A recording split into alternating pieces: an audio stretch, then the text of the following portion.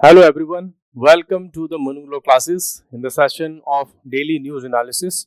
Today is 6th of January 2025 and I am Naresh Sharma going to discuss with you the current affairs of the day. In today's session, we will discuss an editorial article और ये article लिखा है M के Narayanan the Hindu का ये article है और ये जो एम के नारायणन सर हैं ये डायरेक्टर जनरल रह चुके हैं इंटेलिजेंस ब्यूरो के और नेशनल सिक्योरिटी एडवाइजर भी रह चुके हैं ये जैसे कि आज अजीत डोभाल साहब हैं ये गवर्नर ऑफ वेस्ट बंगाल भी रह चुके हैं। इट मींस काफी प्रोमिनेंट पर्सनालिटी है और बहुत अच्छी नॉलेज रखते हैं ये इंटरनेशनल रिलेशंस पर और इंटरनेशनल या नेशनल सिक्योरिटी के रिगार्डिंग में।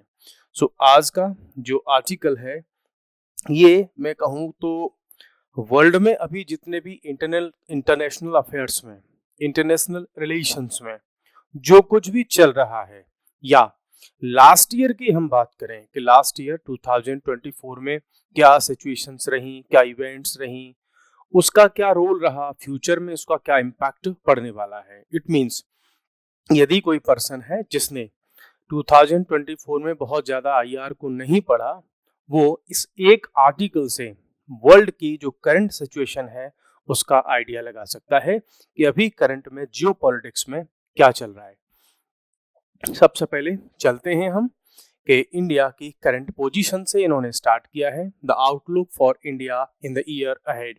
ये बात करते हैं कि लास्ट ईयर के बेसिस पर हम देखें या थोड़ा सा प्रिडिक्शन करें कि फ्यूचर में इंडिया का क्या आउटलुक रह सकता है, इंडिया की क्या सिचुएशन रहेगी इंटरनेशनल रिलेशंस में। ये बात करते हैं इंडिया की करंट पोजीशन की। ये कहते हैं कि India is experiencing significant economic growth and political stability. ये कहते हैं कि इंडिया, अगर हम वर्ल्ड के टॉप कंट्रीज की बात करें तो इंडिया उनमें से एक है जहां पर इकोनॉमिक ग्रोथ अच्छी है और जो पॉलिटिकल स्टेबिलिटी है वो भी हमें लॉन्ग टर्म से देखने को मिल रही है। It means India is a reliable country in geopolitics. अगर हम देखें कि हमारी इकोनॉमिक ग्रोथ क्या है या हमारी जो पॉलिटिकल स्टेबिलिटी कैसी है, इट मींस हमारे यहाँ ऐसा नहीं है कि बार बार कॉन्स्टिट्यूशन चेंज हो जाता हो, गवर्नमेंट्स के अगेंस्ट में मिलिट्री खड़ी हो जाती हो, हमारे यहाँ कोई डीप स्टेट बहुत बड़ी इनस्टेबिलिटी क्रिएट कर देता हो लाइक पाकिस्तान, बांग्लादेश, अफगानिस्तान। वैसी कोई सिचुएशन इंडिया में नहीं होती, इसलिए इंडिया जो पॉलिटिकली एक एस्टैब्लिश्ड और स्टेबल कंट्री है। Country maintains a peaceful atmosphere amidst global economic and geopolitical shift. World में जो भी जियोपॉलिटिकल इकोनॉमिक शिफ्ट चल रही है उसमें इंडिया ने अपने आप को एक पीसफुल एटमॉस्फेयर में स्टैब्लिश कर रखा है। कोई ऐसी बड़ी प्रॉब्लम अभी इंडिया में देखने को नहीं मिली, ना तो लास्ट ईयर ना ही उससे भी लास्ट ईयर्स में। India is becoming a part of new economic and political groupings. अब अगर देखा जाए तो वो एक टाइम था नॉन अलाइन मूवमेंट का जो नेहरू जी के टाइम पे था कि हम ये कहते थे कि हम किसी भी ग्रुप का पार्ट नहीं बनेंगे, लेकिन अब इंडिया दिख रहा है कि जो जियोपॉलिटिकल ग्रुप्स हैं वर्ल्ड के उनमें कहीं ना कहीं पार्टिसिपेट करता भी हमको दिख रहा है। चाहे वो जो है ऑस्ट्रेलिया, इंडिया और जापान, यूएसए इनका ग्रुप हो या अदर कंट्रीज का ग्रुप हो। Global political uncertainty. ये कहते हैं कि 2024 जो रहा हमारा, पूरी तरह से पॉलिटिकल इनस्टेबिलिटी पूरे वर्ल्ड में देखने को मिली। दूसरा, मल्टीपल कन्फ्लिक्ट्स हमें देखने को मिले, स्पेशली यूरोप में हम यूक्रेन और रशिया का इशू देख सकते हैं, यूक्रेन में हम स्पेन के अंदर के पॉलिटिकल इश्यूज देख सकते हैं, हम ब्रिटेन में देख सकते हैं कि ब्रेग्जिट के बाद के इश्यूज देख सकते हैं, हम फ्रांस के इश्यूज को देख सकते हैं, जर्मनी में भी पॉलिटिकल प्रॉब्लम्स काफी चली है ना। उन सबको देखते हुए तो इंडिया और वेस्ट एशिया में तो आप देख ही रहे हैं, ये सीरिया का अपना इश्यू है, इजराइल और पैलेस्टीन का अपना इशू है, ईरान के अंदर बहुत सारी प्रॉब्लम्स, यमन के अंदर प्रॉब्लम्स, ओमान के अंदर प्रॉब्लम, और अगर आप बात करें थोड़ा सा अफ्रीका की तरफ जाएंगे तो वहाँ पे भी आपको बहुत सारी पॉलिटिकल इनस्टेबिलिटी देखने को मिलेगी। ग्लोबल पीस और स्टेबिलिटी को इन सारी प्रॉब्लम्स ने जो है बहुत ज्यादा नेगेटिवली इम्पैक्ट किया था।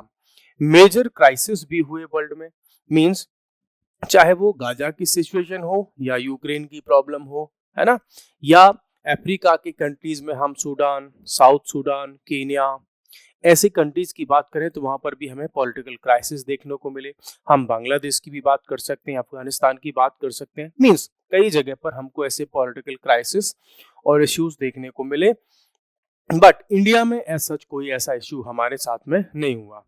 India success in geopolitical navigation, तो ये कहते हैं कि ये we are thankful for the policy makers and leadership of Indian foreign relations, कि वो ऐसी बहुत सारी प्रॉब्लम्स में भी इंडिया को बाहर निकाल करके ले आए। हमारा 2024 से हम बाहर आ गए। लेकिन अगर हम वहां से बाहर निकल करके आ गए हैं, the 2025 is full of challenges, not only for India but for all over the world community. सबके लिए एक चैलेंज है ये। बहुत सारे नए चैलेंज हमको मिल सकते हैं और उन चैलेंजेस को देखते हुए इंडिया की जो लीडरशिप है उसको वर्क करना पड़ेगा, यहाँ पर ये कहते हैं। फिर ये एक एग्जांपल देते हैं कि देखो ऐसा नहीं है कि अभी अगर हमें कोई प्रॉब्लम देखने को नहीं मिल रही है तो पूरा आने वाला जो टाइम है विदाउट चैलेंजेस, विदाउट क्राइसिस देखने को मिले। तो ये चाइना में एक कहावत है, एक सेइंग है, वो ये कहती है कि the wind sweeping through the tower heralds rising storm in the mountain. ये कहते हैं कि अगर आसपास में माउंटेन के बाहर कहीं टावर के आसपास हमें बहुत शांत दिखाई पड़ रहा है कि बहुत तेज हवाएं नहीं चल रही हैं, तो इसका मतलब ये है कि कहीं दूर माउंटेन्स में तूफान बन रहा है, तूफान आने वाला है। तो ये उसकी बात यहाँ पर कर रहे हैं। ठीक है, फिर ये कहते हैं कि अब हम आते हैं इंडिया के स्पेसिफिक में। वर्ल्ड की हमने बात कर ली, now we are going to discuss all these geopolitical situations and equations, groupings, etc.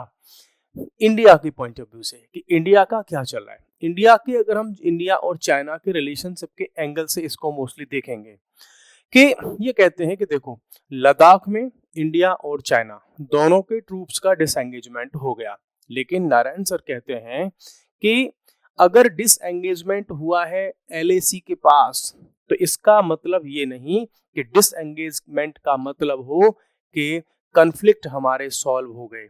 Means disengagement हुआ है, हमारे प्रॉब्लम सॉल्व नहीं हुए, हमारे जो कन्फ्लिक्ट थे वो अभी भी अनरिजॉल्व हैं। ये कहते हैं कि जब हमारी मीटिंग प्राइम मिनिस्टर की मीटिंग शी जिनपिंग के साथ में जब हुई तो वहां से बाद ये थोड़ा जो डिसएंगेजमेंट है वो स्टार्ट हुआ था, है ना। अब ये कहते हैं कि चाइना का जो सिक्योरिटी कोऑपरेशन है with the global south Nations could challenge India's influence. ये कह रहे हैं कि हमारा डिसएंगेजमेंट हुआ लेकिन चाइना जिस तरीके से वर्क कर रहा है ग्लोबल साउथ में वो इंडिया के लिए अपने आप में एक चैलेंज है। वो कैसे? ग्लोबल साउथ में जितने भी कंट्रीज हैं, चाइना उन सबके साथ में पॉलिटिकल, इकोनॉमिक और डिफेंस रिलेटेड इक्वेशंस को बना रहा है, वो भी ऐसे कंट्रीज के साथ में जो कभी इंडिया के ऑल वेदर फ्रेंड हुआ कर सकते थे। ठीक है, उन सब के साथ में अपनी इक्वेशंस को ये काफी ज्यादा स्ट्रॉन्ग कर रहा है। उसके लिए ये एग्जाम्पल लेते हैं शंघाई कोऑपरेशन ऑर्गेनाइजेशन का, SCO का। ये कहते हैं कि जब लास्ट टाइम SCO की मीटिंग पाकिस्तान में हुई तो वहां पर इंडिया के प्राइम मिनिस्टर नहीं गए। इस चीज का जो शी जिनपिंग है, चाइना के प्रीमियर, उन्होंने पूरा फायदा उठाया। कैसे?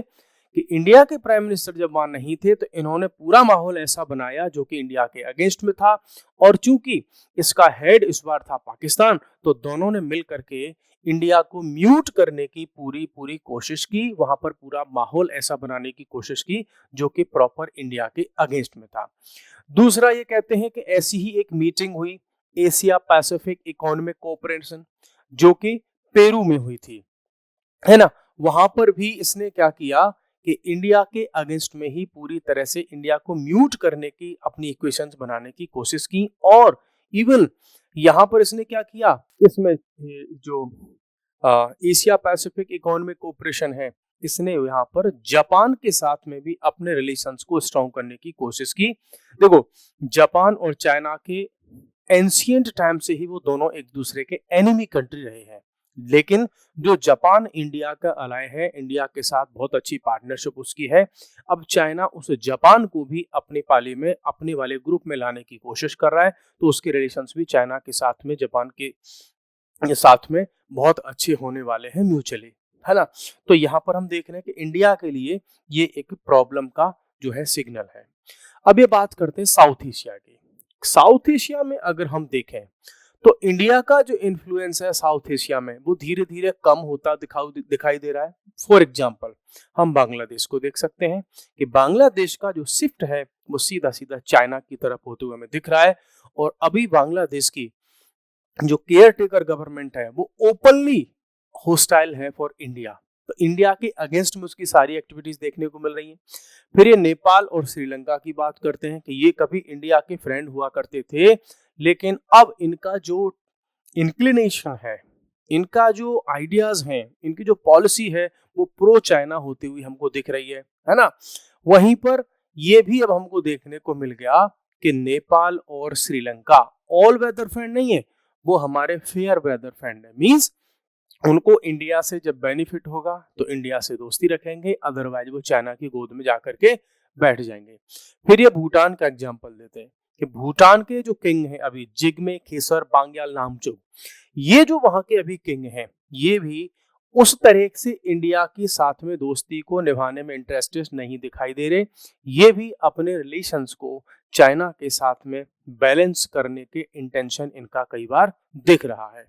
तो ये कह रहे हैं कि यार इस रीजन की अगर हम बात करें तो इंडिया के अगेंस्ट में ही काफी चीजें हमें दिख रही हैं। पाकिस्तान की तो हमें बात करने की जरूरत ही नहीं है, because Pakistan is always a hostile country against India.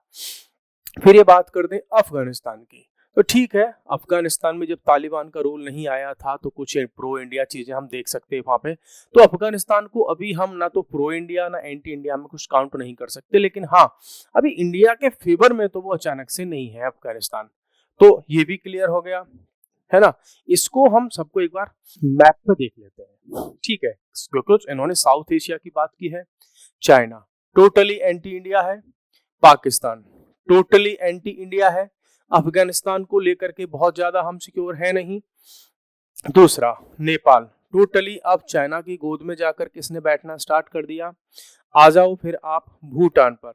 हालांकि पूरी तरह से भूटान अभी चाइना के साथ में बहुत अच्छे रिलेशन नहीं मेंटेन कर रहा है, लेकिन इसके इंटेंशन हमको दिखना स्टार्ट हो गए हैं कि भूटान जो है चाइना के साथ अपने रिलेशंस को मैनेज या बैलेंस करने की कोशिश कर रहा है।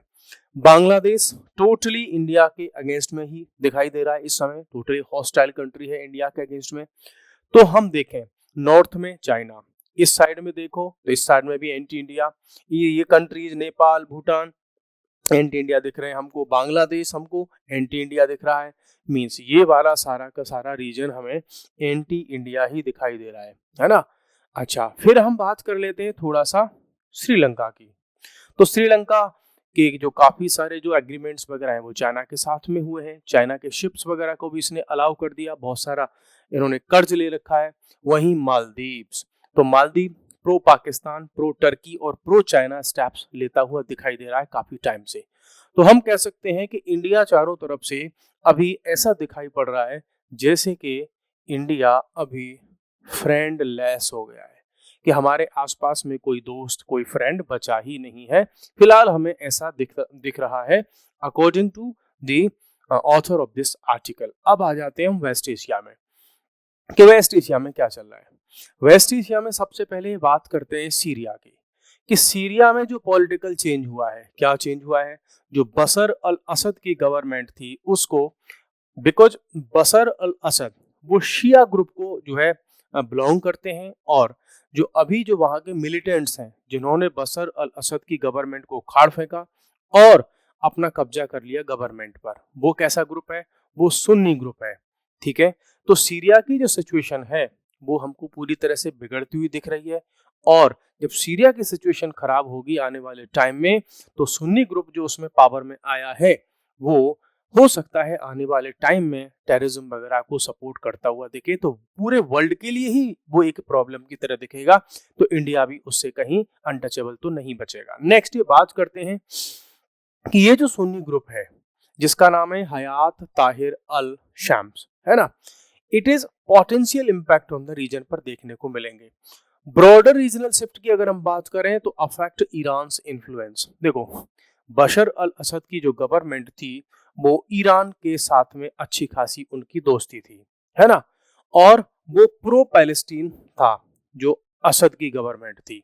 लेकिन अब अगर सीरिया में जो गवर्नमेंट को हटा दिया गया तो उसकी वजह से अब ईरान का इन्फ्लुएंस भी हमको कम होता हुआ दिखेगा। क्यों? कि जो बशर अल असद की गवर्नमेंट की थी उसको बैकग्राउंड में ईरान की गवर्नमेंट सपोर्ट करती थी, तो इट मींस ईरान का इन्फ्लुएंस भी हमको कम होता दिख रहा है। तो ईरान भी इंडिया का एक अच्छा अलाय है, एक अच्छा जो है हमारे उसके साथ में रिलेशंस हैं। फिर ये कहते हैं कि दूसरी तरफ इजराइल और तुर्की are expected to benefit from this shift. अब अगर सीरिया में से मैं आपको लेकर के चलता हूं, मैप पे भी लेके चलूंगा, फिर यार रशिया का एंगल आएगा। चलो हम लेकर के चलते हैं आपको, मैप पे चलते हैं सीधा। ये देखिए अब आप, है ना, सीरिया में गवर्नमेंट चेंज हुई बशर अल असद की, इससे बेनिफिट किसको? ईरान को। मिस इससे जो है हानि, लॉस किसका हुआ? ईरान का, बिकॉज ईरान का जो इन्फ्लुएंस है बहुत ज्यादा कम हो जाएगा, है ना। दूसरा ये कह रहे हैं कि ईरान का इन्फ्लुएंस अगर कम होगा यहां से सीरिया में, तो सीरिया इजराइल के अगेंस्ट में अच्छा खासा जो है अटैक्स वगैरह को मैनेज करवा पा रहा था। तो अल्टीमेटली लॉस हुआ किसका? ईरान का। और ईरान का अगर वेस्ट एशिया में लॉस होता है, उसका इन्फ्लुएंस कम होता है, तो बाकी ये जो कंट्रीज हैं, इराक, है ना, या सऊदी अरबिया और वो जो कंट्रीज हैं सुन्नी वाले, उनका इन्फ्लुएंस इस रीजन में बढ़ेगा, सारे के सारे रीजन में। फिर ये एंगल आता है टर्की का और इजराइल का। तो ये कहते हैं कि बशर असद की गवर्नमेंट अगर यहां से हट गई तो बेनिफिट हो रहा है इसमें किसका? इजराइल का। कि हो सकता है कि अब जो पैलेस्टीन वाला जो मैटर है वो कोई इश्यू ही ना रह जाए। क्यों? क्योंकि हो सकता है पैलेस्टीन वगैरह के मुद्दे को जो इजराइल है पूरी तरह से खत्म कर दे, है ना। दूसरी बात हम बात करते हैं टर्की की। टर्की अपने आप में पूरे वर्ल्ड में इस्लाम का नेता बनना चाहता है। वो कहता है कि मैं इस्लाम का ठेकेदार हूं पूरे वर्ल्ड में। वहीं ईरान कहता है कि मैं जो है पूरे वर्ल्ड में इस्लाम का ठेकेदार हूं, वही कहता है सऊदी अरबिया। तो ये वेस्ट एशिया में जो एक ट्राइंगल वाला जो कन्फ्लिक्ट चलता रहता है वो हमें कई बार यहाँ पर इसमें बहुत सारे चेंजेस देखने को मिल सकते हैं। हालांकि पाकिस्तान भी इस रेस में पीछे नहीं है, वो भी कहता है कि मैं भी इस्लाम का लीडर हूँ। अच्छा, अब हम एक बार बात करते हैं कि इसमें रशिया का क्या एंगल है ना। रशिया के एंगल की बात कर लेते हैं, ठीक है। देखो, रशिया ईरान को थोड़ा सपोर्ट करता है। क्यों? क्योंकि ईरान यूएसए के अगेंस्ट में है। रशिया सपोर्ट करता था सीरिया को। क्यों? क्योंकि सीरिया ईरान का दोस्त और यूएसए का दुश्मन। तो वहां पर हमें ईरान का भी इसमें कुछ बेनिफिट होता दिख रहा है। हाँ, एक चीज थी कि टर्की की जो गवर्नमेंट है ना, उसके साथ में रशिया के प्रेसिडेंट के, वहां के जो टर्की के जो लीडर हैं उनके साथ में थोड़े रिलेशन ठीक हैं। तो वो अपने मैटर्स को टर्की वाले मैटर में रीजन में अच्छे से मैनेज कर ले जाएगा रशिया, ठीक है। अब इसमें अगर आप देखोगे इस पूरे के पूरे वेस्ट एशिया में इतना सारा कन्फ्लिक्ट चल रहा है। उधर रशिया यूक्रेन के साथ में युद्ध में उलझा हुआ है, इधर गाजा की अपनी प्रॉब्लम है, पैलेस्टीन की अपनी प्रॉब्लम है, सीरिया में गवर्नमेंट रिजीम चेंज हो गया, ईरान में भी गवर्नमेंट का जो रिजीम है वो भी चेंज हो गया। इनका जो टेररिज्म से रिलेटेड चीजें थी उसमें भी बहुत सारा चेंज हमें देखने को मिलेगा। उधर अफगानिस्तान में भी हमको तालिबान की गवर्नमेंट देखने को मिल गई। तो इट मीन्स कहीं भी इस पूरे वेस्ट एशिया में हमको डेमोक्रेटिक गवर्नमेंट का पावर में आना नहीं दिख रहा है। और यदि इंडिया के फार उसमें नेबरहुड में, जो दूर के नेबरहुड है, उसमें अगर डेमोक्रेटिक गवर्नमेंट्स नहीं आएंगी तो अल्टीमेटली इसका लॉस होगा इंडिया को, ठीक है। तो ये रहा वेस्ट एशिया का इशू। अब लास्ट में एक इशू की बात करते हैं। वो ये कहते हैं कि इंडिया के लिए केवल ये इंटरनेशनल रिलेशंस वाले इश्यूज नहीं है, बट एक नया जो थ्रेट है वो है digital threat and cyber security. उसके लिए ये डेटा को कोट करते हैं, डेटा के बारे में बात करते हैं कि हमारी इंटेलिजेंस ब्यूरो, जो क्राइम रिकॉर्ड ब्यूरो है ना, ये जो हमारी एजेंसीज हैं उनका डेटा ये कहता है कि digital threat is expected to rise. Because last years के अकॉर्डिंग इसको अगर हम थोड़ा उनसे इनको रिलेशन देखेंगे, एक उसको हम एनालिसिस उसका अगर करेंगे, तो साइबर थ्रेट है उनके ग्राफ की अगर मैं बात करूं, ये ग्राफ में देखूं कि जैसे मान लो 2015, 16, 17 या इधर में 24 की बात करूं, है ना, तो ये जो ग्राफ है वो ऐसे बढ़ रहा है। तो इट मींस 2025 में भी ये ग्राफ जो साइबर अटैक्स का है, साइबर सिक्योरिटी के जो प्रॉब्लम्स का है, वो हमको बढ़ता हुआ दिख रहा है। बिकॉज रिसेंट ईयर में 2024 में और 2023, 22, 21 उसमें अगर उसका ग्राफ देखेंगे तो ये हमको इंक्रीज होता दिख रहा है। तो इसके लिए भी इंडिया को चैलेंज के लिए अपने आप को प्रिपेयर करना होगा। National infrastructure is increasingly vulnerable to cyber threat requiring urgent attention. ये कह रहे हैं कि 2024 में हमारी जो मेजर कंपनी थी इंडिया की, उन सब पे कोई ना कोई साइबर अटैक हुआ। इंडिया के ऑलमोस्ट जितने भी मेजर इंस्टीट्यूशंस हैं उन पर भी साइबर अटैक्स हुए, जिनको के हम बहुत ज्यादा भरोसेमंद मानते थे उन पर भी अटैक्स हुए। ना तो उससे बैंकिंग सेक्टर बचा, ना हमारी जो डिफेंस रिलेटेड ऑर्गेनाइजेशंस हैं वो भी नहीं बचे, हमारे पावर सेगमेंट की कंपनीज हैं उन पर भी साइबर अटैक्स हुए, या और भी ऐसी बहुत सारी कंपनीज उन पर जो है अटैक्स हुए। इवन बड़े बड़े जो लीडर्स हैं उनके अकाउंट्स तक को हैक कर लिया गया, है ना। वो सारी प्रॉब्लम हमें देखने को मिली। तो ये कहते हैं कि भाई देखो, जो 2024 है वो ग्लोबल पॉलिटिक्स में अनसर्टेनिटी के लिए जाना गया, कि बहुत अनसर्टेनिटी थी कि इधर यूएसए में इलेक्शन चल रहे थे कि कौन आएगा, जो बाइडेन आएंगे या डोनाल्ड ट्रंप आएंगे, है ना। उधर फ्रांस में भी इलेक्शन हुए थे, इशू थे। उधर यूरोपियन यूनियन में भी इलेक्शन हुए थे। तो बहुत सारा इशू, इधर आपका यूक्रेन का इशू, गाजा का इशू, सीरिया का इशू, ईरान की जो है नई गवर्नमेंट वहां पर बनी, है ना। इधर अफगानिस्तान का बहुत सारा, इधर आपका बांग्लादेश में बहुत सारा चेंज हुआ, उधर श्रीलंका में गवर्नमेंट चेंज हुई, इधर मालदीव्स में जो है नए इलेक्शन होकर के जो है मोहम्मद मोइजू की गवर्नमेंट बनी, जो कि प्रो इंडिया, जो अगेंस्ट इंडिया था। तो ये कहते हैं कि 2024 पूरा का पूरा हमें बहुत सारी पॉलिटिकल अनसर्टेनिटी से भरा हुआ दिखा।